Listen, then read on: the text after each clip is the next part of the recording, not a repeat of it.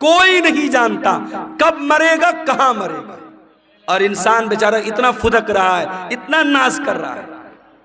अरे तुझे मौत आएगी, और ये मौत जब आएगी तेरी औकात तुझको बता देगी। तुझे अपने शरीर पे बड़ा नाज है, अपनी दौलत पे बड़ा गुरूर है। ये बड़े बड़े बादशाह, ये बड़े बड़े मिनिस्टर, ये बड़े बड़े राजा, ये बड़े बड़े जालिम, मौत तो इनको भी आएगी।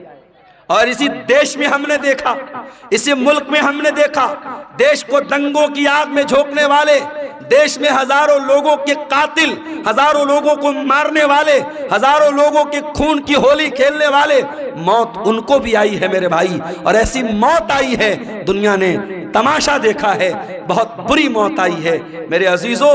मौत इंसान को आएगी, कुल्लु नफ्सिन ज़ाइक़तुल मौत, हर इंसान को मरना है, हर जानदार को मरना है। कुरान करीम उठाओ, सूरह वाक़िया के अंदर अल्लाह फरमाता है, फलौला इदा बलगतिल हुल्क़ूम व अंतुम हीनइज़िन तंज़ुरून। मेरे बंदो, जब तुम्हारी मौत का टाइम आएगा, जब तुम्हारी जान हलक तक पहुंच जाएगी और तुम देखोगे मरने वाले के जो करीबी रिश्तेदार हैं वो पास में बैठे हुए और उनके सामने इंसान को मौत आएगी। कभी आपने किसी को मरते हुए देखा है? इत्तेफाक से मेरे नाना का जब इंतकाल हुआ तो मैं वहां पे था।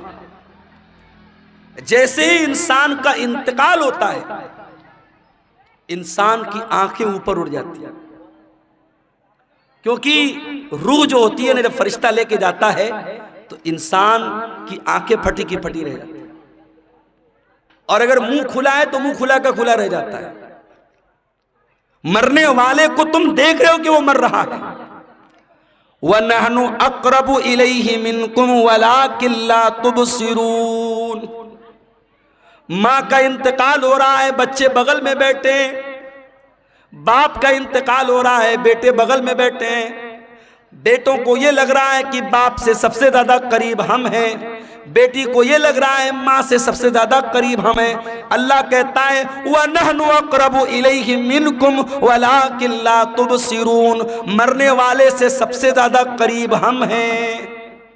फलौला इन कुंतुम गैर मदीनीन तरजिऊनहा इन कुंतुम सादिकीन। ऐ मेरे बंदो, अगर तुमको ये लगता है कि कोई अल्लाह नहीं है, कोई रब नहीं है, कोई मौत देने वाला नहीं है, और तुम किसी के अंडर में नहीं हो, तुम किसी के पावर में नहीं हो, तो जरा मरने वाले को दोबारा जिंदा करके दिखा दो, जरा रूह को वापस डाल के दिखा दो। नहीं कर सकते, मुर्दा जिंदा नहीं हो सकता मेरे भाई। जो मर गया वो मर गया, अब मरने के बाद दोबारा उसके अंदर जान नहीं डाल सकते। ये है मौत। और कभी गौर करना, मौत हमारी बेबसी बताती है। जब हमारा इंतकाल होता है ना, दुनिया में मैं आपके सामने आया हूं कुर्ता पायजामा सदरी पहन के आया हूं, मरेंगे तो क्या पहनेंगे? कफन पहनेंगे। दुनिया में नहाने जाएंगे, कोई लक्स से नहा रहा है, कोई लाइफ बॉय से नहा रहा है, कोई सिंथॉल से नहा रहा है, कोई अलग अलग ब्रांड के साबुन इस्तेमाल कर रहे हैं। जाड़े का मौसम है, हम गर्म पानी करके नहा रहे हैं। घरों में जो पैसे वाले लोग हैं गीजर लगवाते हैं। गर्मी का मौसम है, ठंडे पानी से नहाते हैं। मर गया बेचारा, कुछ नहीं बोलता। गर्म से नहलाओ, ठंडे से नहलाओ, साबुन के साथ नहलाओ, बिना साबुन के नहलाओ, कुछ नहीं बोल सकता। दुनिया में नहाता था, अपना अलग एटीट्यूड था, आधा आधा घंटे तक नहाता रहता था। चेहरे के लिए अलग फेस वॉश था, बॉडी के लिए अलग बॉडी वॉश था, बालों के लिए अलग शैम्पू था। लेकिन आज मरने के बाद आज कितना बेबस है इंसान। दूसरे उसको नहला, उसके रिश्तेदार उसको नहला रहे हैं।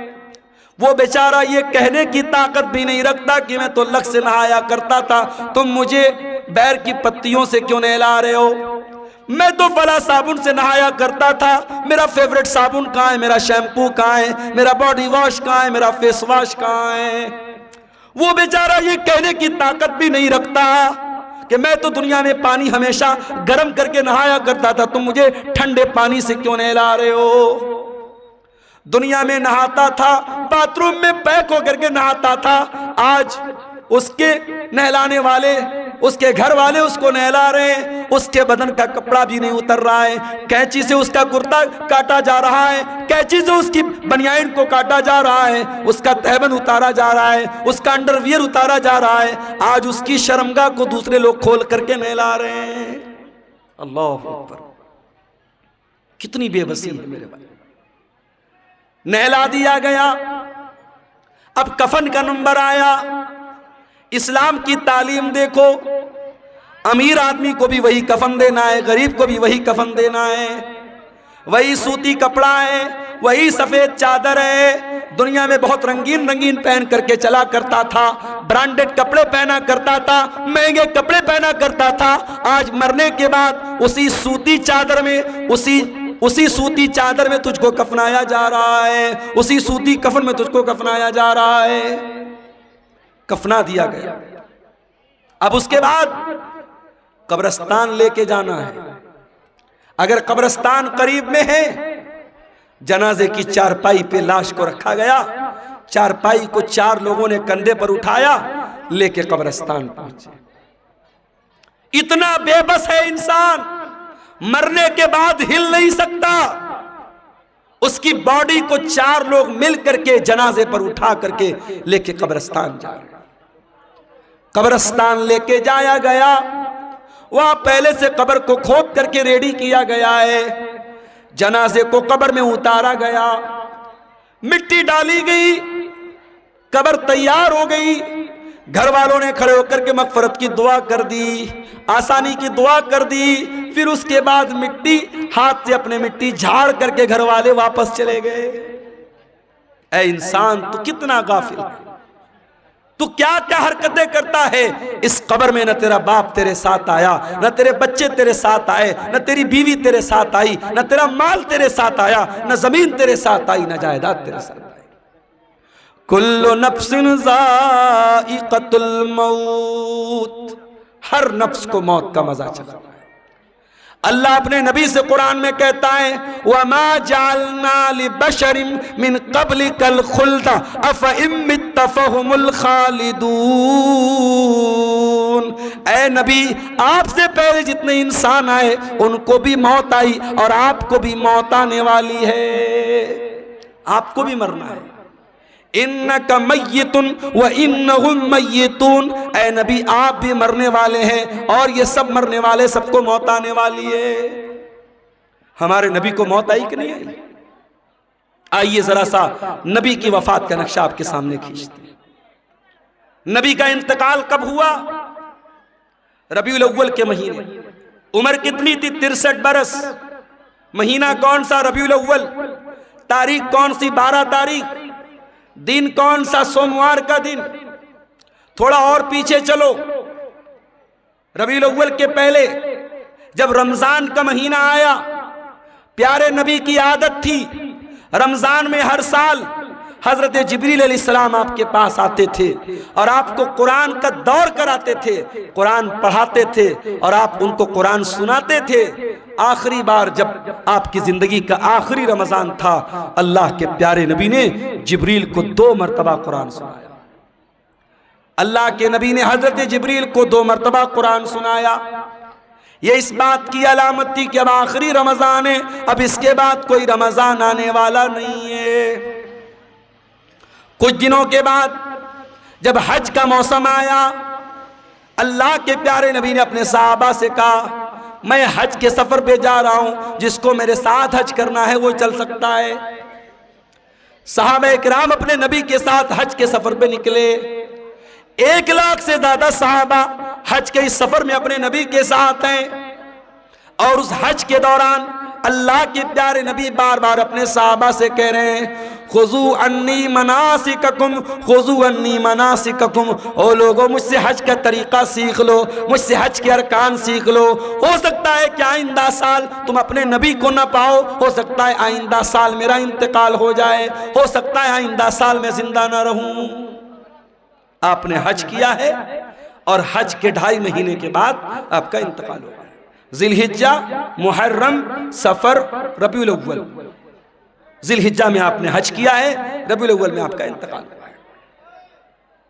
इंतकाल से पहले आपने हजरत मुआज इब्न जबल रज़ी अल्लाह तआला अन्हु को यमन भेजा था। इस्लाम का दाई बनाकर, इस्लाम का मुबल्लिग बनाकर आपने यमन भेजा था।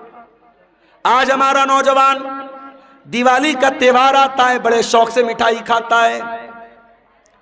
मैं इस मसले को नहीं छेड़ रहा हूं कि दिवाली की मिठाई खाना जायज है या ना जायज है, उस मसले को छोड़ दो। लेकिन आज हालात क्या है? आज बिहार के बहुत सारे मुसलमान दिवाली का त्योहार मना रहे हैं, उनके घरों पर भी दिए जल रहे हैं, मुसलमानों के घरों से भी पटाखों की आवाज आ रही है। वज़ा में तुम हो नसारा तो तमत्तुन में हुनूद, ये मुसलमान है जिन्हें देख के शर्माए यहूद। तेरा गैर मुस्लिम भाई शिर्क कर रहा है, अल्लाह को छोड़कर अपने देवी देवता की इबादत कर रहा है। तेरा फर्ज क्या था? तेरा कर्तव्य क्या था? तेरी ड्यूटी क्या थी कि तू तौहीद समझाता, तू शिर्क से मना करता, तू बताता ये महापाप है, ये गुनाह है, अल्लाह ही हमारा पालनहार है, अल्लाह ही हमारा माबूद है। अपने गैर मुस्लिम भाई को तू इस्लाम की दावत देता, इस्लाम की तबलीग करता, मगर तू तो शौक से बैठ के मिठाई खा रहा है। तू तो उसके त्योहार में, उसके शिरकिया काम में सेलिब्रेट कर रहा है। शिर्क को कभी सेलिब्रेट नहीं किया जाएगा मेरे भाई, शिर्क को हमेशा निग्लेक्ट किया जाएगा, शिर्क को हमेशा रिजेक्ट किया जाएगा, शिर्क की हमेशा तरदीद की जाएगी, शिर्क को कभी सेलिब्रेट नहीं किया जाएगा। यह मसला याद रखना। अल्लाह के नबी ने मुआज इब्न जबल को यमन इस्लाम का दाई बना के भेजा। हजरत मुआज इब्न जबल ऊंटनी के ऊपर सवार हैं और ऊंटनी की नकेल अल्लाह के रसूल के हाथों में है। अल्लाह के नबी हजरत मुआज इब्न जबल को नसीहत कर रहे हैं, समझा रहे हैं, बुझा रहे हैं, उनको बातें बता रहे हैं। बातें बताते हुए आपने कहा, ऐ मुआज, हो सकता है कि आइंदा साल जब तुम मदीना में आओ तो तुम्हारा गुजर तुम्हारे नबी की कब्र के पास। ऐ मुआज, हो सकता है कि आइंदा साल जब तुम आओ तो अपने रसूल को न पाओ और रसूल की जगह तुम्हें रसूल की कब्र नजर आए और रसूल की कब्र के पास से तुम्हारा गुजर। हदीस के अल्फाज हैं, इतना सुनना था कि मुआज इब्न जबल रोने लगे, आंखों से आंसू जारी हो गए। अय अल्लाह के नबी, क्या वो दिन भी देखना पड़ेगा? आपकी जुदाई को सहना पड़ेगा, आप भी हमको दागे मुफारकत दे के चले जाएंगे, आप भी हमें छोड़ के चले जाएंगे। ये मंजर याद करके हजरत मुआज इब्न जबल रोने लगे। जब वो रोने लगे तो अल्लाह के प्यारे नबी ने मदीना की तरफ इशारा किया, मदीना की तरफ इशारा किया और आपने फरमाया, ऐ मुआज इब्न जबल, इन्ना औलन नास बी अल मुत्तकून मन कानू वहैसु कान। ऐ मुआज, कान खोल करके सुन लो, अगर मुझसे मोहब्बत करते हो और कयामत के दिन मेरे साथ रहना चाहते हो, मुत्तकी बन जाना, परहेजगार बन जाना, अल्लाह से डरने वाले बन जाना। जो मुत्तकी होंगे, जो परहेजगार होंगे, वो हमेशा मेरे साथ रहेंगे। ये बशारत आपने सुनाई। मेरे भाइयों, नबी को एहसास तो हो गया था कि आपका इंतकाल होने वाला है। उसके बाद जब आप मक्का फतह हो गया था, मक्का फतह होने के बाद जब कुरान की आयत उतरी, इज़ा जा नसरुल्लाहि वल फतहु व रअयतन नास यदखुलून फी दीनिल्लाहि अफवाजा फसब्बिह बिहम्दि रब्बिका वस्तगफिरहु इन्नहु कान तव्वाबा। जब कुरान की ये छोटी सूरत नाज़िल हुई तो नबी समझ गए कि अब जब अल्लाह का दीन मुकम्मल हो रहा है, अल्लाह का मिशन पूरा हो रहा है, इसका मतलब कि अब मेरी मौत का टाइम करीब आ रहा है। उन्हीं दिनों में अल्लाह के नबी बीमार पड़ गए। एक अंसारी साहबी के जनाजे में आप गए। ये सफर की आखिरी तारीखों में से कोई तारीख थी, गालिबन सफर की 27 तारीख थी। आप जनाजे में से वापस आने लगे, आपके सर में बहुत तेज दर्द होने लगा। आप घर आए, आपने हजरत आयशा से कहा, आयशा मेरे सर में बहुत तेज दर्द हो रहा है। हजरत आयशा ने आपके सर पर पट्टी रख दी, आपको बहुत तेज बुखार आया और बुखार इतना तेज था कि पट्टी के ऊपर से भी बुखार की गर्मी महसूस हो रही थी। ये बुध का दिन था, ये बुध का दिन था और सफर की आखिरी तारीखों में से कोई तारीख थी। यहीं से अल्लाह के नबी की बीमारी का आगाज हुआ। अल्लाह के प्यारे नबी को खैबर के मौके पर एक यहूदी औरत ने गोश्त में जहर मिला करके खिलाया था। उस गोश्त का असर 4 साल के बाद जाहिर हो रहा था। आप हजरत आयशा से कहते थे, अय आयशा, वो गोश्त जो मैंने खैबर में खाया था उसके अंदर जो जहर मिला था, उस जहर का असर मैं अपनी अतड़ियों के अंदर पाता हूं, अपने मैदे के अंदर पाता हूं। उस जहर का असर आपने अपनी बॉडी पर महसूस किया। उसी बीमारी के अय्याम में एक दिन अल्लाह के प्यारे नबी खुतबा देते हैं, सहाबे किराम का मजमा बैठा हुआ है, अल्लाह के प्यारे नबी खुतबा दे रहे हैं और खुतबे में आप कहते हैं, इन्नल्लाह खय्यरा अब्दन, अल्लाह ताला अपने एक बंदे को इख्तियार दे रहा है, अपने एक बंदे को चॉइस दे रहा है कि ऐ मेरे बंदे, तू चाहे तो दुनिया की नेमतों को ले ले और चाहे तो तू मेरे पास आ जा और उससे अच्छी नेमतें मैं तुझको दे दूं। तो अल्लाह के उस बंदे ने अल्लाह के पास जाने को पसंद कर लिया। अभी इतना बयान किया था आपने कि अबू बकर सिद्दीक ज़ारो कतार रोने लगे और रोते हुए कहने लगे, फदैना कभी आबाइना व उम्महातिना, हमारे माँ बाप के ऊपर फिदा हो जाएं, हमारे माँ बाप पर कुर्बान हो जाएं। अबू सईद खुदरी कहते हैं, हमें बड़ी हैरत हुई कि अल्लाह के प्यारे नबी तो एक कॉमन बात बता रहे, एक आम बात बता रहे हैं, इसमें रोने की क्या बात है? ये अबू बकर क्यों रो रहे हैं और रोते रोते ये क्यों कह रहे हैं कि हमारे माँ बाप आपके ऊपर कुर्बान हो जाएं? मगर हमको बाद में पता चला कि अल्लाह के प्यारे नबी अपनी बात कर रहे थे कि अल्लाह ताला मुझको अपने पास बुलाना चाहता है।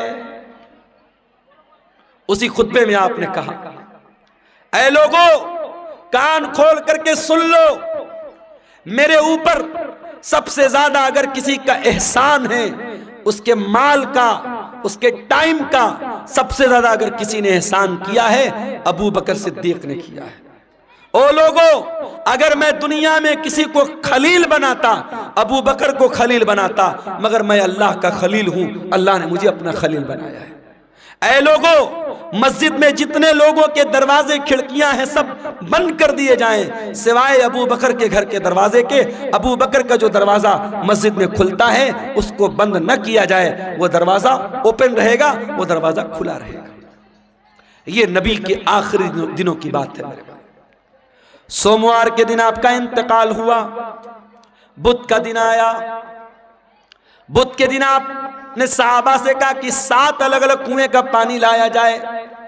7 अलग अलग कुएं का पानी लाया गया। अल्लाह के प्यारे नबी ने गुस्ल फरमाया। गुस्ल करने के बाद आपने अपने सर के ऊपर पट्टी बांधी और आप मस्जिद में आए और मिंबर पर चढ़े और आपने खुतबा दिया। और उसी खुतबे में आपने फरमाया कि ओ लोगों, मेरे अंसारी साहबा, मेरे अंसार साहबा के साथ तुम कभी गलत सलूक मत करना। इन्नहुम करशी व ऐबती, ये मेरे बड़े खास लोग हैं, इन्होंने बड़ी कुर्बानियाँ दी हैं। अगर कभी तुम अमीर बन जाना, मुसलमानों के जिम्मेदार बन जाना, तो अंसार साहबे किराम के साथ अच्छा सलूक करना। वो अगर भलाई करें, उनकी भलाई को कबूल कर लेना। अगर उनसे गलती हो जाए तो दरगुजर कर देना, माफ़ कर देना। जुमेरात का दिन आया, नबी ने ज़ुहर पढ़ाई, नबी ने असर पढ़ाई, नबी ने मगरिब पढ़ाई और मगरिब की नमाज में आपने सूरतुल मुरसलात की तिलावत की। इशा का टाइम आया, हजरत बिलाल आए, अय अल्लाह के नबी नमाज का टाइम हो चुका है, लोग आपका इंतजार कर रहे हैं। आपने कहा पानी लाओ, पानी लाया गया। आपने गुस्ल किया। गुस्ल करने के बाद आप खड़े हुए, थोड़ी दूर आगे बढ़े, चक्कर खा के गिर पड़े। होश आया, पूछा सल्लन्नास, क्या नमाज हो गई? लाहुम यंतज़िरूनका या रसूल अल्लाह, आय अल्लाह के नबी लोग आपका इंतजार कर रहे हैं, अभी नमाज नहीं पढ़ी लोगों ने। फिर आपने गुस्ल किया, फिर आप उठ करके जाने लगे, फिर गशी तारी हो गई, फिर गिर पड़े। 3 बार ऐसा हुआ, 3 बार चक्कर खा के अल्लाह के प्यारे नबी गिर पड़े जमीन के ऊपर। जब 3 बार ऐसा हो गया और आप समझ गए कि अब मेरी तबीयत मस्जिद में जाने लायक नहीं है, तो आपने कहा कि जाओ अबू बकर से कहो वो लोगों को नमाज पढ़ाए। लोग हजरत अबू बकर के पास आए, चलिए आप नमाज पढ़ाइए, अल्लाह के नबी का ऑर्डर है। अबू बकर बड़े नरम दिल आदमी थे, बड़े रहम दिल आदमी थे। उन्होंने हजरत उमर से कहा कि ऐ उमर, आप जा करके नमाज पढ़ा दीजिए। हजरत उमर ने कहा नहीं, अल्लाह के नबी ने आपको परमिशन दी, आप चल करके नमाज पढ़ाइए। 17 टाइम की नमाजें नबी की जिंदगी में, नबी की आखिरी अय्याम में अबू बकर सिद्दीक ने पढ़ाई। जुमेरात के दिन की इशा की नमाज, जुमा की 5 टाइम की नमाज, शनिचर को 5 टाइम की नमाज, इतवार को 5 टाइम की नमाज और सोमवार की फजर की नमाज। ये टोटल 17 नमाजें हजरत अबू बकर सिद्दीक ने अल्लाह के प्यारे नबी की जिंदगी में आखिरी दिनों में पढ़ाई थी।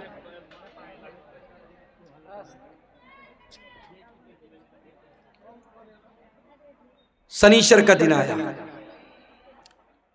नबी की वफात के 2 दिन पहले शनीचर का दिन। नबी बहुत बेचैन है, इतने बेचैन है कभी चादर ओढ़ लेते हैं, कभी चादर फेंक देते हैं। बेचैनी आपके ऊपर तारी है। उस बेचैनी के आलम में नबी ने फरमाया, लानतुल्लाहि अलल यहूदी वन नसारा, अल्लाह की लानत हो यहूदियों के ऊपर और ईसाइयों के ऊपर, अल्लाह की लानत हो यहूद और नसारा के ऊपर। इत्तखज़ू क़ुबूर अंबियाइहिम मसाजिद, उन्होंने अपने नबियों की कब्रों को मस्जिद बना लिया, अपने नबियों की कब्रों पर जाकर के सजदा करने लगे। ओ लोगों, तुम मेरी कब्र पर ऐसा कुछ मत करना। नबी अपने आखिरी टाइम में कब्र परस्ती से मना कर रहे हैं। जिस नबी ने अपनी वफात से 2 दिन पहले अपनी उम्मत को शिर्क से रोका है और कब्र परस्ती से रोका है, आज सीमांचल को छोड़ दीजिए। सीमांचल अल्हम्दुलिल्लाह इस बुराई से बहुत हद तक पाक है। आप बिहार के और इलाकों में चले जाइए, आप झारखंड के इलाकों में चले जाइए, आप बारसोई चले जाइए, आप कलकत्ता चले जाइए, आप बिहार के सहरसाम में चले जाइए। ऐसे ऐसे इलाके हैं मेरे भाई जहां हर मोहल्ले में कोई मजार है, कोई कब्र है, जहां सजदे हो रहे हैं, जहां मुरादें मांगी जा रही हैं, जहां बिगड़ी बनने का दावा किया जा रहा है। नबी ने अपनी उम्मत को बुत परस्ती से मना किया था। आज नबी के मानने वाले, नबी के उम्मती जगह जगह कब्रों की पूजा कर रहे हैं और कब्र की इबादत कर रहे हैं। उसी शनीचर के दिन अल्लाह के प्यारे नबी ने अपने सहाबा से कहा कि कोई कलम ले आओ, कागज ले आओ, मैं कोई तहरीर लिख के दे देता हूं ताकि तुम मेरे बाद गुमराह मत हो जाना। अब जब नबी ने यह बात कही कि कलम ले आओ, कागज ले आओ, मैं कुछ लिख देता हूं, तो अब सहाबे किराम में आपस में इख्तिलाफ हो गया। कुछ सहाबा ने कहा कि नबी की हालत बहुत कमजोर है, आपकी सिचुएशन बहुत कमजोर है, बीमार हैं आपको अभी ये तकलीफ देने की जरूरत नहीं है, हमारे पास कुरान है, अल्लाह के नबी की हदीस है, वो काफी है, हमें किसी और तहरीर की जरूरत नहीं है। कुछ लोगों ने कहा जब अल्लाह के नबी खुद कह रहे हैं कि कलम ले आओ, कागज ले आओ, मैं लिख देता हूं तो ले आओ। इस बात पर आपस में झगड़ा होने लगा, बहस होने लगी, और जब बहस होने लगी अल्लाह के नबी ने कहा चले जाओ यहां से। नबी ने सबको वहां से हटा दिया। इसका मतलब यह हुआ कि अगर वो बात इतनी इंपॉर्टेंट होती, इतनी अहम होती कि उसके बगैर मुसलमानों का काम न चलता, तो नबी सहाबा से ये ना कहते कि चले जाओ, नबी कहते ले आओ, मैं हर हाल में लिख के दे देता हूं। नबी ने नहीं लिखवाया, इसका मतलब कि वो बात पहले से आप बता चुके थे, वो बात कोई इतनी इंपॉर्टेंट बात नहीं थी। इतवार का दिन आया, नबी की वफात से 1 दिन पहले का दिन। नबी ने अपने सारे गुलामों को आजाद कर दिया। नबी के घर में जितने हथियार थे, तलवार थी, ढाल थी, ज़रा थी, सब आपने मुसलमानों के लिए वक्फ कर दिया। इतना ही नहीं, आपके घर में 7 दीनार थे, आपने उनको भी सदका खैरात कर दिया। इतवार का दिन गुजारने के बाद जब रात आई है और चिराग जलाने के लिए तेल की जरूरत पड़ी है, तो अम्मा आयशा कहती है मेरे पास तेल नहीं था, मुझे पड़ोसी से मांगना पड़ा, तब जाकर मोहम्मद रसूलुल्लाह के घर में चिराग जला है, रोशनी हुई है। अल्लाह अकबर। मेरी प्यारी माँ और बहनों, आज आपका चप्पल आपकी पसंद का ना आए, आपका कपड़ा आपकी पसंद का ना आए, आपकी पसंद की ज्वेलरी आपका शौहर ना लाए, तो मियाँ बीवी में झगड़ा हो जाता है। बीवी कह देती है अरे जाइए, आपके साथ तो शादी करके मैं फंस गई, शादी करके फंस गई आपके साथ, आप तो कभी मेरी पसंद का सामान नहीं लाते हैं। आज शौहर अपना दिल और कलेजा निकाल के रख दे, तब भी बीवी खुश नहीं होने वाली। वो एक लतीफा है ना कि एक मौलवी साहब थे, बहुत अच्छी तकरीर करते थे, बहुत पब्लिक उनकी बड़ी इज्जत करती थी, बड़ा लोग एहतराम करते थे, और घर में जो उनकी घरवाली थी वो उनकी इज्जत ही नहीं करती थी, उनको मानती नहीं थी। तो एक दिन उनकी घरवाली ने कहा अरे सुनते हो, रात मैंने ख्वाब देखा एक बुजुर्ग हवा में उड़ रहे हैं, एक बुजुर्ग को देखा मैंने कि हवा में उड़ रहे हैं, मैं तो देख के बड़ी अचंभित हो गई, हैरान हो गई। तो मौलवी साहब ने कहा कि अरे पागल, वो बुजुर्ग मैं था जिसको तुमने हवा में उड़ते हुए देखा था। कहा अच्छा आप थे, इसीलिए थोड़ा टेढ़ा टेढ़ा उड़ रहे थे, सीधा नहीं उड़ रहे थे। तो बीवी कभी शौहर की तारीफ करने को तैयार नहीं होती है, ये मिजाज होता है मेरे भाइयों बीवियों का। लेकिन आप देखिए नबी की बीवियों ने कैसी जिंदगी गुजारी। नबी ने अपनी बीवियों को कोई लग्जरी लाइफ नहीं दी, कोई शानदार घर नहीं है, कोई शानदार कपड़ा नहीं है, कोई शानदार फर्नीचर नहीं है। नबी की हयात का आखिरी दिन है और नबी के घर में जो चिराग जल रहा है, चिराग की बत्ती का तेल भी उधार मांग के लाया गया है। सोमवार का दिन आता है, नबी अकरम की जिंदगी का आखिरी दिन है। अल्लाह के प्यारे नबी फजर की नमाज का टाइम होता है, बिस्तर से उठते हैं, अपने कमरे के दरवाजे पर आते हैं, पर्दा हटाते हैं, सामने सहाबे किराम नमाज पढ़ रहे हैं, अबू बकर सिद्दीक नमाज पढ़ा रहे हैं और सहाबे किराम नमाज पढ़ रहे हैं। ये मंजर देख करके अल्लाह के नबी बहुत खुश होते हैं और आपके चेहरे पर मुस्कुराहट आ जाती है। आप जब मुस्कुराने लगते हैं तो सहाबे किराम नमाज की हालत में अपने नबी की मुस्कुराहट को महसूस कर लेते हैं। सहाबे किराम समझ जाते हैं कि अल्लाह के नबी अपने कमरे के दरवाजे पर आए हैं। सहाबे किराम ताली बजाने लगते हैं, लुकमा देने लगते हैं हजरत अबू बकर सिद्दीक को कि जल्दी से पीछे चले आओ, अल्लाह के नबी आ चुके हैं। लेकिन जब अल्लाह के नबी ने महसूस किया कि सहाबे किराम चाहते कि मैं इमामत कराऊं, तो आपने इशारा किया कि नमाज पूरी करो, और उसके बाद आपने पर्दा गिरा दिया। ये आखिरी नजर थी, सहाबा कहते हैं आखिरी दीदार था जो हमने अपने नबी का किया था। फजर का टाइम खत्म हुआ, चाश्त का टाइम शुरू हुआ, सूरज आसमान की तरफ बुलंद होने लगा। जैसे जैसे सूरज बुलंद हो रहा है, चाश्त का टाइम हो रहा है, मोहम्मद रसूलुल्लाह की तकलीफ बढ़ रही है मेरे भाई। आपने अपनी बेटी हजरत फातिमा को बुलवाया। हजरत फातिमा ने आकर के अपने बाप को तकलीफ में देखा, फरमाया वाह करबा अबता, हाय मेरे अब्बा जान की तकलीफ। आपने फरमाया लईसा अला अबी की करबुन बादल यौम, ऐ मेरी बेटी फातिमा, आज के बाद तेरे बाप के ऊपर कोई तकलीफ आने वाली नहीं है, आज तेरे बाप की जिंदगी का आखिरी दिन है। एहसास हो गया था कि आज आखिरी दिन है। फिर आपने हजरत फातिमा के कान में कहा, ऐ फातिमा, मैं बहुत जल्द दुनिया से जाने वाला हूँ, मैं छोड़ करके तुमको दुनिया से जाने वाला हूँ, तेरा बाप तुझसे जुदा होने वाला है। ये सुन करके हजरत फातिमा की आंखों से आंसू आ गए। फिर आपने उनके कान में फरमाया, ऐ फातिमा, मेरे अहले बैत में, मेरे घर वालों में सबसे पहले तुम मुझसे मिलोगी, तुम्हारा इंतकाल सबसे पहले होगा, और ऐ फातिमा, तुम तमाम जन्नती औरतों की सरदार बनोगी। जब हजरत फातिमा ने यह सुना, उनके चेहरे पर मुस्कुराहट आ गई। आपने हसन और हुसैन को बुलाया, उनकी पेशानी को चूमा और लोगों से कहा कि मेरे ये नवासे हैं, इनका ख्याल करना, इनके हुकूक का ख्याल करना, इनके साथ कोई जुल्म न होने पाए। फिर आपने अपनी बीवियों को बुलवाया, तमाम बीवियां इकट्ठा हो गई। आपने उनको वाजो नसीहत की, उनको समझाया, उनको अच्छी अच्छी बातें बताई।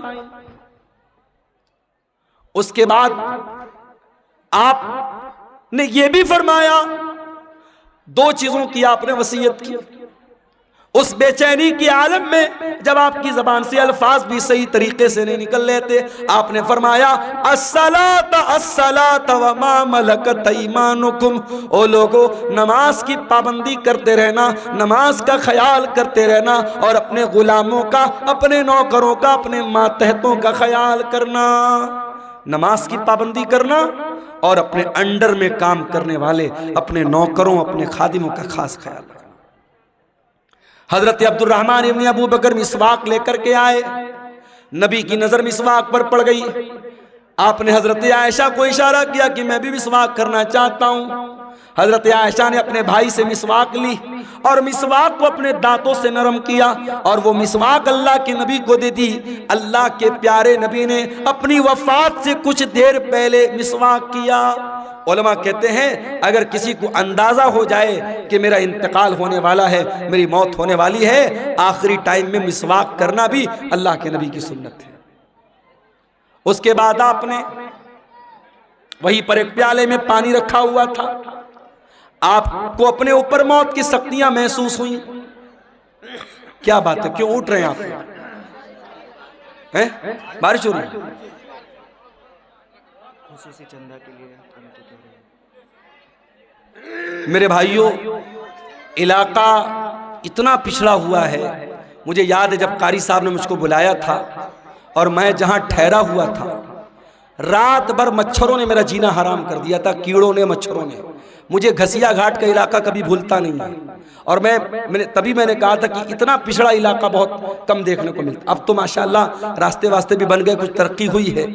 इस इलाके में ये कारी अब्दुल बासित साहब ने ये इदारा खोला है और आप जानते हैं ये जलसा इदारे के चंदे के लिए जलसा हो रहा है। ये बार बार बताने की ज़रूरत नहीं है। मैं बंगाली उलमा की तरह चंदा करने वाला मुकर्रिर नहीं हूँ, लेकिन मैं आपसे गुजारिश करता हूँ ये जलसे वालों की मेहनत पर पानी मत फेरिए। बारिश हो रही है, हल्की फुल्की बारिश हो रही है, अगर हो भी रही थोड़ा बहुत भीग भी गए तो मसला नहीं है, लेकिन आप इस इदारे के ऊपर पैसों की बारिश जरूर करके जाइएगा। और जो भी चंदा 100, 200, 1000, लाख, 2 लाख जो भी आप दे के जा सकते हैं, इदारे का ताउन करके जाइएगा। खुसूसी तौर पर ये मेरी आपसे गुजारिश है, इदारा आपके ताउन का मोहताज है। इलाका आप देख रहे हैं, इदारे की जरूरत आप देख रहे हैं। मैं रसूल की वफात का वाकया बयान कर रहा हूँ, थोड़ी देर और आपके सब्र का इम्तिहान लेता हूँ, फिर मैं आपसे इजाजत दे लूंगा। अल्लाह के नबी का आखिरी टाइम है मेरे भाई, और मौत की शिद्दत आप महसूस कर रहे हैं। आपने मौत की उस शिद्दत में अपने चेहरे पर पानी डाला और आपने कहा अल्लाहुम्मा इन्नी अला सकरातिल मौत, आय अल्लाह मेरी मदद कर, मौत की सख्तियों पर मेरी मदद कर। हजरत आयशा कहती हैं कि नबी के ऊपर जब मैंने मौत की सख्ती को देख लिया, उस वक्त तक मैं मौत की सख्ती को बुरा समझती थी, मगर जब अपने नबी के ऊपर मैंने मौत की सख्ती को देखा तो मैं समझ गई कि मौत की सख्ती बरहक है और मौत की सख्ती किसी के ऊपर भी आ सकती है। फिर आपने आसमान की तरफ हाथ उठाया, आपने फरमाया मार रफीक़िल आला, आय अल्लाह मुझे सबसे बेहतरीन लोगों की सोबत अता फरमा, मअल्लज़ीना अनअमता अलैहिम मिनन नबिय्यीन वस्सिद्दीक़ीन वश्शुहदाई वस्सालिहीन। आय अल्लाह अपने नबियों के साथ मुझे उठाना, अपने सिद्दीक़ीन के साथ मुझे उठाना, अपने नेक बंदों के साथ उठाना। इतना कहने के क्या कीड़े मकोड़े भी जो है ना अपने नबियों के साथ है, अल्लाह ताला मुझको उठाना।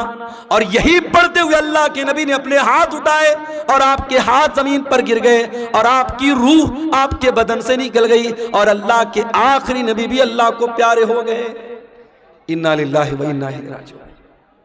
ये मंजर था अल्लाह के नबी की वफात का। और जब आपकी वफात हो गई, सहाबे किराम पर जो बीती थी मेरे भाइयों, वो बयान के बाहर थी।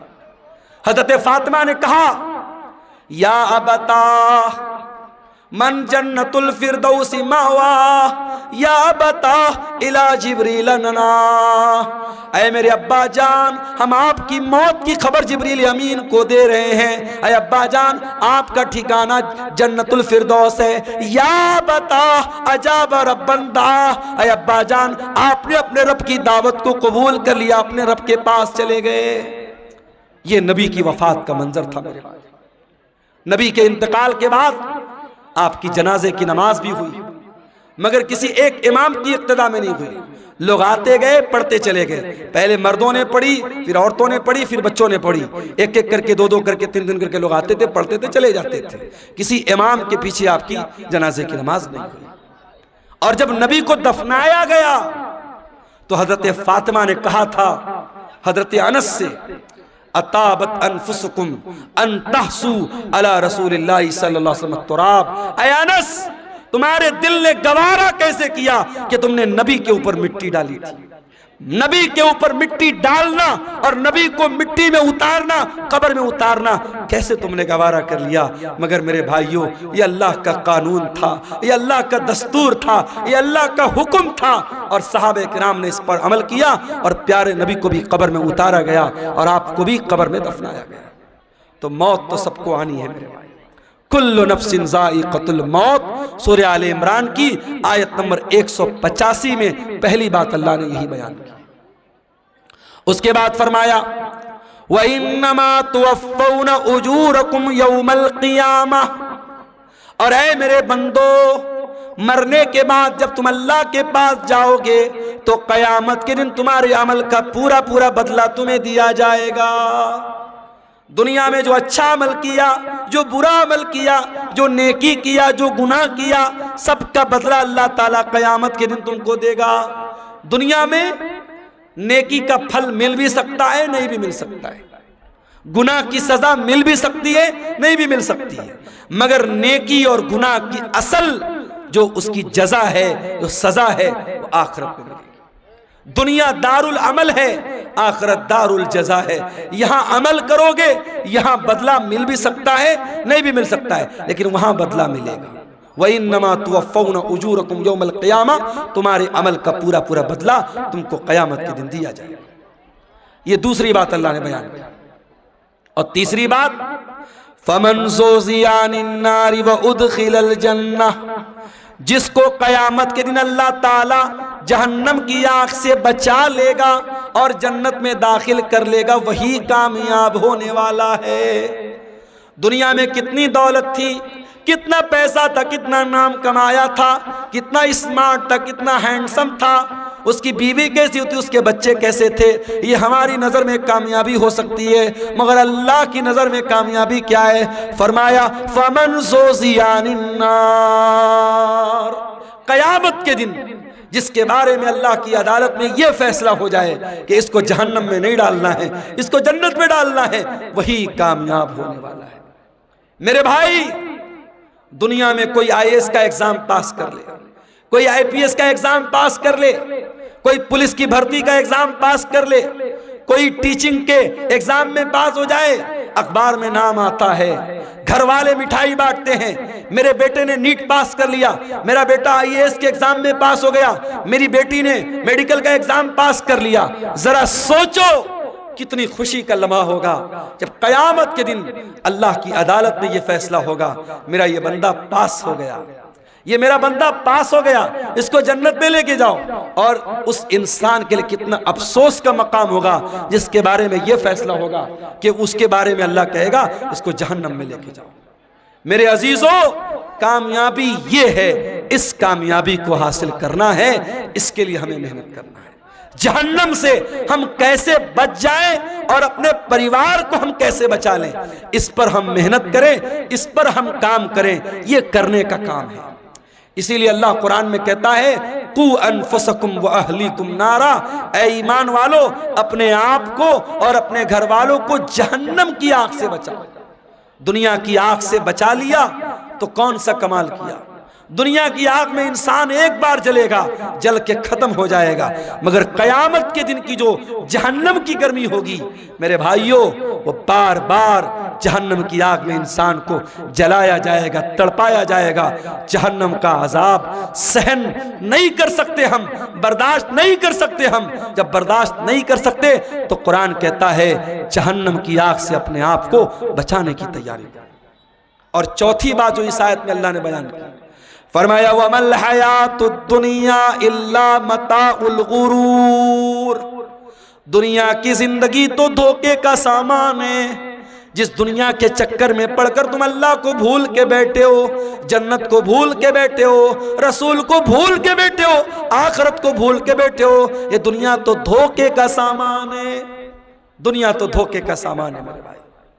दुनिया ने आज तक किसी के साथ वफा नहीं की।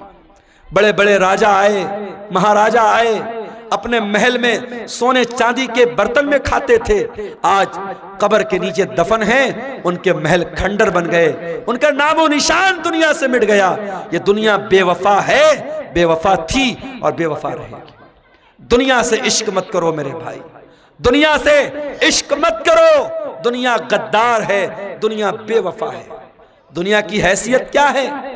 हारून रशीद बहुत बड़ा खलीफा है, अपने दौर के बहुत बड़े आलिम अल्लामा इब्न सम्माक के पास आता है और कहता है इमाम साहब, मैं अमीरुल मोमिनीन हूँ, मैं मुसलमानों का खलीफा हूँ, मैं चाहता हूँ कुछ नसीहत कर दीजिए, कुछ समझा दीजिए, कोई कीमती बात बता दीजिए।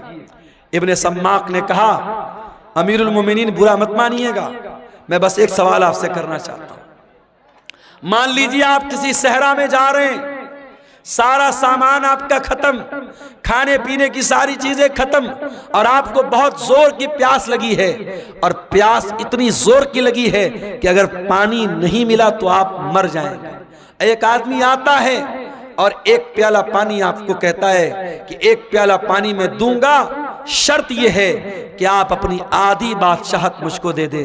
तो ऐ अमीरुल मोमिनीन, आप क्या करेंगे? उसको बादशाहत दे देंगे और पानी लेकर के जान बचाएंगे या बादशाहत बचाएंगे?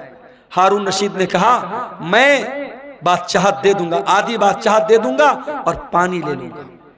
इब्ने सम्माक ने कहा अमीरुल मोमिनीन, पानी आपने पी लिया, पानी बॉडी के अंदर रुक गया, पानी थम गया, पेशाब लगा है मगर पेशाब का रास्ता बंद हो गया, पेशाब नहीं निकल रहा है, आपको दर्द हो रहा है, तकलीफ हो रही है, अगर पेशाब न हुआ तो आप मर जाएंगे, जिंदगी के आखिरी कगार पे पहुंच गए। अब एक दूसरा इंसान आया, उसने कहा हारून रशीद, मैं तेरा पेशाब जो रुका है उसको खोल सकता हूं, तेरा पेशाब हो जाएगा, तेरे बदन में जो पानी रुका है बाहर निकल जाएगा। कंडीशन ये है कि तू अपनी आधी हुकूमत मुझको दे दे। तो क्या आप उसको दे देंगे? हारून रशीद ने कहा हाँ मैं दे दूंगा। हारून रशीद ने कहा हाँ मैं दे दूंगा। इब्ने सम्माक ने कहा अमीरुल मोमिनीन, बस यही पैगाम है, इस बादशाहत पे गुरूर मत कीजिएगा, इस सल्तनत पर धोखा मत खाइएगा। इस सल्तनत की औकात एक प्याला पानी और पेशाब के चंद कतरे है, इससे ज्यादा इस हुकूमत की हैसियत नहीं है, इस बादशाहत की हैसियत नहीं है। मेरे अजीजों, आज बहुत सारे लोग हमारे बीच में हैं, कल नहीं होंगे। आज अपने पैसे पर आपको गुरूर है तो कान खोल के सुन लो, आपसे ज्यादा पैसा कारून के पास था। अगर आप गांव के प्रधान हैं, आप इलाके के मिनिस्टर हैं, अपने इलाके की बड़ी हस्ती हैं और आपको बड़ा नाज है कि साहब मेरा बड़ा नाम है, मेरी बड़ी शान और शौकत है, आपसे ज्यादा शान और शौकत फिरौन की थी, आपसे बड़ी बादशाहत नमरूद के पास थी, न नमरूद की बादशाहत उसके काम आई, न फिरौन की सल्तनत उसके काम आई, न कारून की दौलत उसके काम आई, न कौम आद की ताकत उसके काम आई, न कौम समूद का पावर उसके काम आया। मेरे प्यारे साथियों, अगर काम आने वाली कोई चीज है, अल्लाह का दीन काम आएगा, आपके नेक अमल आपके काम आएंगे, ईमान आपके काम आएगा, आपका अकीदा आपके काम आएगा। मेरे अजीजों, सूरह आले इमरान की आयत में 4 सबक हमें मिले। पहला सबक मरना है, कुल्लु नफ्सिन ज़ाइक़तुल मौत, हर नफ्स को मौत का मजा चखना है। ये मदरसे वाले चंदे के लिए आपसे अपील कर रहे हैं, और आप इतने भी गरीब नहीं हैं 150 आप न दे सके, मगर आज नहीं दे रहे हैं, और जब मर जाएंगे तो बेटा क्या करेगा? जिंदगी में कभी बाप की तरफ से सदका नहीं किया, कभी बाप ने खुद सदका नहीं किया, मर गया तो बेटा क्या कर रहा है? बाप की तरफ से मदरसा बनवा रहा है, बाप की तरफ से ट्यूबवेल लगवा रहा है, माँ की तरफ से मस्जिद में कुरान दे रहा है। अरे जिंदगी में माँ बाप की कदर करो और जिंदगी में सदका खैरात किया करो। अल्लाह के नबी से पूछा गया सबसे अफजल सदका कौन सा है, सबसे बेहतरीन सदका कौन सा है? आपने फरमाया अंत सद्दका व अंत सहीहुन शहीहुन तक्शल फक्रा व तअमलुल गिना। सबसे बेहतरीन सदका ये है, तंदुरुस्ती की हालत है, माल की मोहब्बत है, पैसा बहुत है, माल की मोहब्बत है, तंदुरुस्ती है, और डर है कि पैसा खत्म ना हो जाए और पैसा आने की उम्मीद है। ऐसी सिचुएशन में जो सदका किया जाए वो सबसे बेहतरीन सदका है। मेरे अजीजों, सदका खैरात करने के लिए, नेकी के काम में हिस्सा लेने के लिए मौत का इंतजार मत करो। मौत आएगी और पल भर में आपका फैसला कर देगी, मौत आपका काम तमाम कर देगी। इसलिए मेरे अजीजों, कुरान क्या कह रहा है? या अय्युहल्लज़ीना आमनू ला तुल्हिकुम अमवालुकुम वला औलादुकुम अन ज़िक्रिल्लाह। ऐ ईमान वालो, तुम्हारा माल और तुम्हारी औलाद तुमको अल्लाह के जिक्र से गाफिल न कर दे। माल के चक्कर में कहीं अल्लाह को भूल न जाना, औलाद के चक्कर में कहीं अल्लाह को भूल न जाना। वमन यफ़अल ज़ालिका फ़उलाइका हुमुल खासिरून। और जो ऐसा करेगा बहुत नुकसान उठाएगा। व अनफ़िक़ू मिम्मा रज़क़नाकुम मिन क़ब्ल अन यातिया अहदकुमुल मौत। और ऐ ईमान वालो, हमने जो रोजी दी है उसमें से खर्च करो इसके पहले कि मौत आ जाए। फ़यक़ूल रब्बि लौला अख़रतनी इला अजलिन क़रीबिन फ़अस्सद्दक़ व अकुन मिनस्सालिहीन। कहीं ऐसा न हो कि मौत के आने के बाद तुम कहो कि अय अल्लाह 1 घंटे का टाइम और दे दे, 1 मिनट का टाइम और दे दे, मैं तेरी राह में सदका करना चाहता हूँ, मैं नेक बनना चाहता हूँ। वलन युअख्खिरल्लाहु नफ्सन इज़ा जाअ अजलुहा। लेकिन अल्लाह का कानून ये है, मौत आ गई तो 1 सेकंड पहले नहीं मर सकते, 1 सेकंड बाद में नहीं मर सकते। मुझे बहुत अच्छी तरीके से याद है 10 अक्टूबर 2020 की वो शाम, 10 अक्टूबर 2020 की वो रात जब मेरी माँ का इंतकाल हुआ था और मैं बनारस के अपने घर के बहुत करीब के हॉस्पिटल में माँ को लेके जा रहा था। हार्ट अटैक आया था, शुगर की पेशेंट थी वो, और बाइक पर बिठाकर पीछे मेरा छोटा भाई बैठा था। और हॉस्पिटल के कैंपस के अंदर जैसे ही हम दाखिल हुए थे, माँ का जिस्म बेजान होके बाइक से नीचे गिरा था। और जब माँ को हम लोगों ने, सारे भाई वहां पहुंच चुके थे, और जब माँ को उठा करके हम लोग आईसीयू में लेके जा रहे थे, तो नेचुरल बात होती है, मरने के बाद इंसान की बॉडी का वजन बढ़ जाता है। वजन से अंदाजा लग गया कि अब रूह निकल चुकी है, अब मौत आ चुकी है। हमारे पास करने को बातें बहुत थी, हम लोग कह सकते थे 5 मिनट पहले लाए होते, डॉक्टर ने देखा होता, ये हुआ होता, वो हुआ होता। ये सब बहाने अपनी जगह, कुरान की ये आयत अपनी जगह। वलन युअख्खिरल्लाहु नफ्सन इज़ा जाअ अजलुहा। मौत तो अपने वक्त पर आती है मेरे भाई। इसलिए अपने नौजवान साथियों से भी कहना चाहता हूँ, सीमांचल के जलसों में मैं कहीं कहीं बड़ी बेहयाई भी देखता हूँ, सड़कों पर लड़के लड़कियों का जमघट भी देखता हूँ, बड़ा ऐसा माहौल में देखता हूँ। पूरे इंडिया में वो माहौल कहीं नजर नहीं आता। मेरे भाइयों, ये जलसे, ये प्रोग्राम ठीक है, इदारे वालों के अपने मसाइल हैं, मदरसों की अपनी मजबूरी है, जलसा कराने बगैर उनको चंदा नहीं मिलेगा। जलसा आप कराइए, शौक से कराइए और तकरीर आप कराइए, मगर मैं घसिया घाट के मदरसे के जिम्मेदारों से भी कहना चाहूंगा, और वीडियो बन रहा है, सीमांचल के तमाम मदरसों के जिम्मेदारों से कहना चाहूंगा कि अब बहुत देर हो चुकी है, अब अपने जलसों को थोड़ा सा कंट्रोल कर लो, औरतों का इंतजाम रखो, लेकिन सख्ती से मना कर दो। कोई मेला ठेला नहीं लगेगा, कोई औरतों के सामान की दुकान नहीं लगेगी, कोई सड़क और चौराहे पर मर्दों और औरतों का जमघट नहीं लगेगा। और अगर नहीं कर सकते तो फिर जलसे बंद कर दो मेरे भाई, जलसे बंद कर दो। ये मेले के नाम पर अगर मर्दों औरतों का जमघट होता है तो उतना बड़ा गुनाह नहीं है, उतना बड़ा गुनाह नहीं है जितना बड़ा गुनाह बड़े बड़े बैनर लगा के, बड़े बड़े फाटक लगा के, बड़े बड़े उलमा की तकरीर करा के और सड़कों पर मर्दों औरतों का जब हम जमघट देखते हैं, जवान जवान लड़कियां जा रही हैं और जवान लड़के उनको देखकर आवाजें कस रहे हैं, इशारेबाजी कर रहे हैं, नैन मटक्का हो रहा है, ये मंजर देखकर वल्लाह दिल को तकलीफ होती है। और मैं ये सोचता हूँ 2009 से मैं सीमांचल में आ रहा हूँ, 15 साल हो गए, हर साल आ रहा हूँ, तकरीरें कर रहा हूँ, लेकिन हालात जस के तस है बल्कि और बुरे हो रहे हैं। हालात कब सुधरेंगे मेरे भाई? हम कब जागेंगे? कब होश में आएंगे? कब हम चेतेंगे? कब अपने अमल को हम सुधारेंगे? मेरे अजीजों, आज की तकरीर में यही पैगाम दे रहा हूं कि इसके पहले कि मौत आ जाए और ये गुनाह करते हुए अल्लाह के यहाँ हम चले जाएं, अपने अमल की इस्लाह कर लो मेरे भाई, अपनी बुराइयों से तौबा कर लो।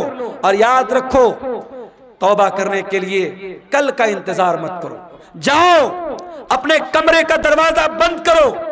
जिस तरीके से बैठ करके बंद कमरे में मोबाइल देखते हो, जाओ अपने कमरे की लाइट भी बंद कर दो, दरवाजा भी बंद कर दो और वजू करके अल्लाह के सामने हाथ फैलाओ और सोचो कि अब तक की जिंदगी कैसी गुजरी थी।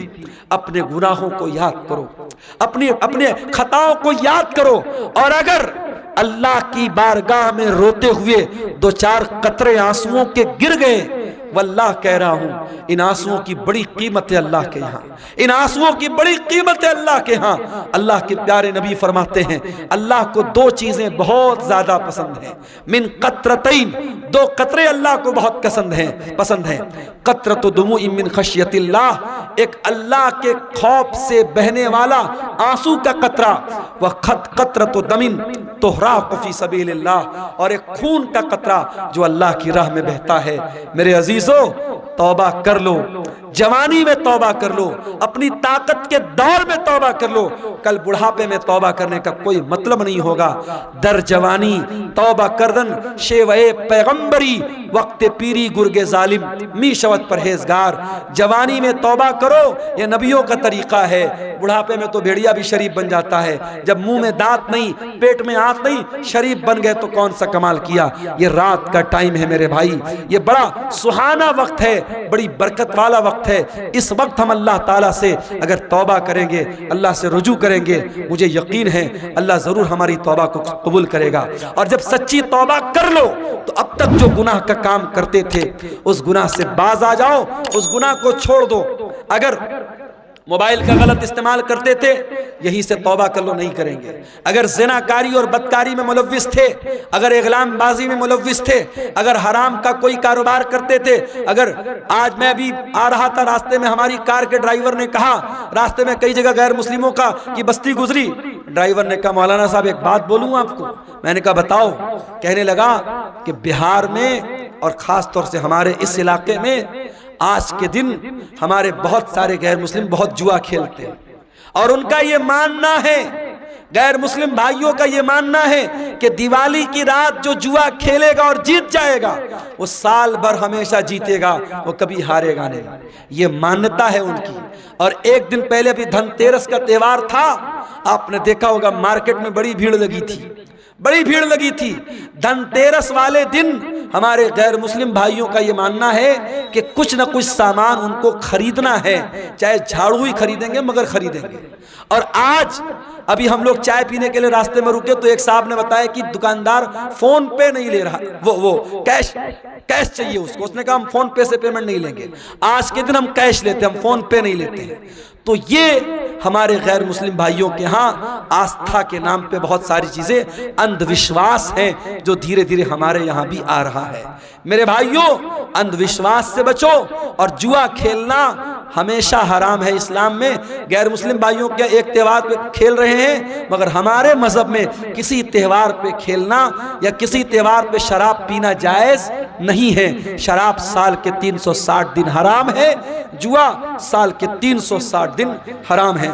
तो सूरह आले इमरान की इस आयत की रोशनी में चंद बातें मैंने रखी हैं और मैं अपने आप को बड़ा खुशनसीब समझता हूँ कि कारी अब्दुल बासित साहब, बड़ी मीठी आवाज़ थी उनकी, बड़ी मोहब्बत से बोलते थे। आज उनके बच्चों ने अल्हम्दुलिल्लाह अपने बाप की वरासत को संभाला है, मदरसे को चला रहे हैं। हमारी जिम्मेदारी बनती है, इलाके का पुराना इदारा है और एक बुजुर्ग ने उसको जिंदगी भर सींचा है, आज वो हमारे बीच में नहीं है, उनके बच्चे चला रहे हैं। हम इस इदारे को हम इसका ताउन करें। अल्लाह ताला हम सबको इसकी तौफीक अता फरमाए। हमारे यूट्यूबर भाई जो यहाँ आए हुए हैं, हर जगह ये भीड़ के छत्ता की तरह माइक को